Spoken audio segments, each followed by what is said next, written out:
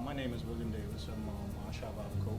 I would just like to thank the Kiwanis Foundation of Canada and all that donated to those that experienced the monstrous storm of Dorian. I would like to say that it would assist greatly, as one like me have lost everything. Lost my business, and I've lost my home.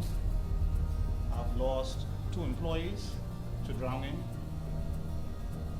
Almost lost my son, and experienced the first part of the storm on the top of a roof, holding on to an iron joist, experiencing the 250 miles plus winds.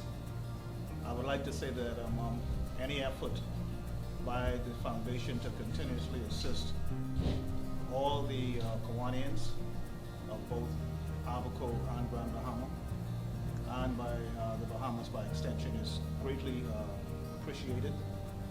I know that perhaps our island will rebound for another year or 2, and so to that extent, a heartfelt thank you to all of those who continue to support us